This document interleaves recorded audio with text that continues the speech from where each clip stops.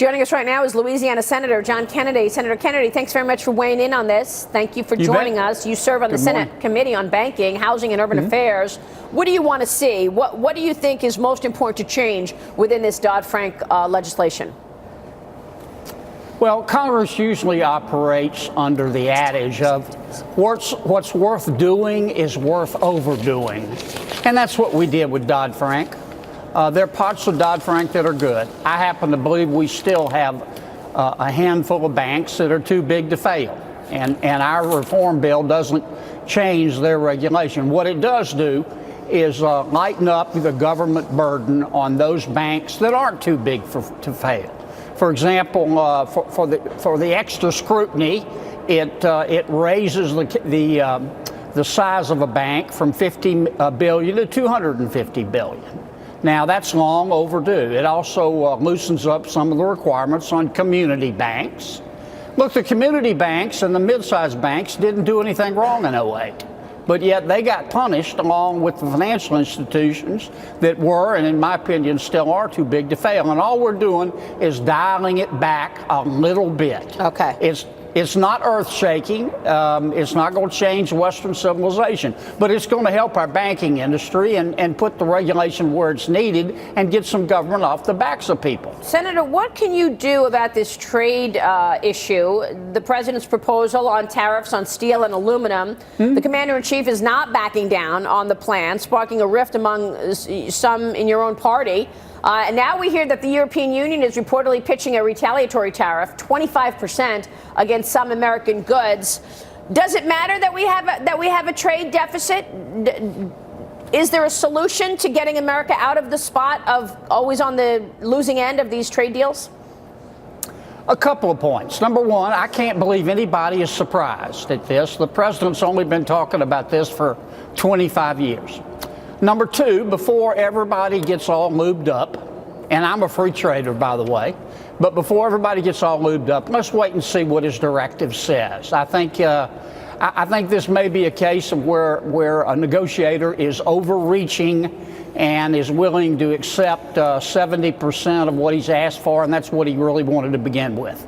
Number three, I do believe in free trade, but free trade has costs when people cheat. And I can tell you categorically, unequivocally, the problem was we do have steel oversupply in the world, and the problem is China. Now, when the economy started slowing in China, China didn't want to lay anybody off from their subsidized steel mills, so they just started dumping the stuff overseas. You can trace this all the way back to China 2 years ago.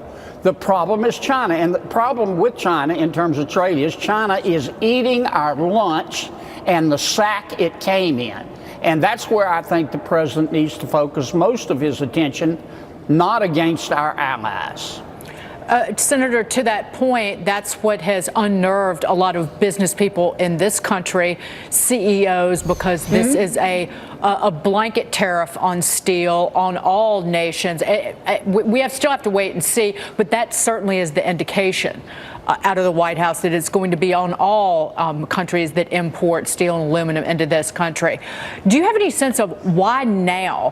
Why blurt out the idea of this tariff and shake up businesses and our trading partners around the world? What about the timing of this? Is it purely NAFTA, or is it because the U.S. economy is doing all right in the wake of the tax reform? I don't think anybody knows. I do think the president has been wanting to do something with respect to trade for a while. Again, he talked about it all through the campaign, and he's talked about it for 25 years. But I do think we ought to wait and see exactly what the directive is. Look, it may be half-baked, but it also could be fully baked. We just don't know. I do know that we're starting to understand, all of us free traders, that we have to look at the cost sometimes of all of those cheap imports. Professor David Autor at MIT has just done an excellent study that talks about both sides of the trade equation. And I, for one, want to wait and see what he does. Now, my worry is that this will start a trade war, and it will undermine our economic growth the genesis of which is our tax cut bill. I worry about that, and I do think China is the main culprit here. I hope the president dials it back, and he may. We just don't know yet. Hi, Senator. This is Kristen Tate. Of course, nobody wants a trade war, but in the past, it seems like Republicans have been very against tariffs, while Democrats have been more favorable to them. Do you think things have kind of flipped, and are you seeing more support for the tariffs among your colleagues who are Republicans or Democrats? I don't think things have flipped. I think we have a president, and I don't mean this in a pejorative sense. We have a president who is hard to pigeonhole. I'm kind of that way sometimes. I mean, there's some issues that traditionally Republicans have supported, and on occasion the president doesn't support it. That's okay. That tells me he thinks for himself. Trade is very important to this country, very important to the world. It can throw the world, if we do it wrong, it can throw the world into recession. But having said that, there's no question that for the most part, America tries to play by the rules, but some countries cheat. And one of them, with respect to steel, with respect to intellectual property, for example, is China. Now, and we need to address that. If I'm hoping that the president targets this get tough rule on the countries that are cheating and doesn't hurt our allies as well.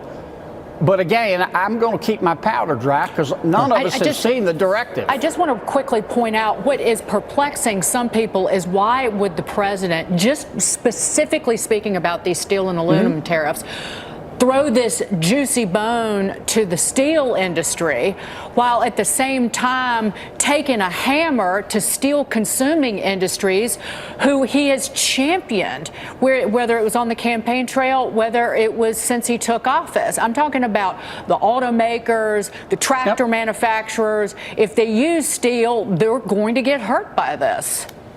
You're right. Based on the speculation right now, the president's proposal will cost us more jobs than we gain. But we haven't seen the final directive. Right. You want to wait and see. And I just have a feeling that the president's doing what a lot of public officials do. He's throwing something out there. He's testing the waters. He's overreaching, and he's seeing what he can get. Yeah, and there's nothing wrong with that. He's playing poker like he usually does, Colonel McShane. He's playing poker, and I see Senator McConnell do that all the time in the Senate. The only thing we talked about earlier, though, Senator, is that maybe this issue is different. In other words, like to your point, you said it right at the beginning, that on this issue, he's been very, very consistent, the president, over the years. He really believes this stuff. He really believes in these policies. So maybe he sticks with it more. Well, he is right that other countries, led by China, I don't mean it disrespect, they're cheating. Right, but how important is that? Is it important? I mean, Jeb Henseling just came on and said basically, look, it's more important to look at GDP. You know, maybe it's okay to have a trade deficit. Is that how you feel? There are times when a trade deficit hurts, and there's times when it doesn't hurt. I mean, look, the tax bill that we just passed is going to increase the trade deficit. It's going to give the American consumer more buying power, and we're going to buy a lot more stuff, and a lot of that stuff's going to come from overseas, and that's going to run up our trade deficit. Is that bad? No. Right. But is it bad when you're dealing with countries that don't play by the rules, like China?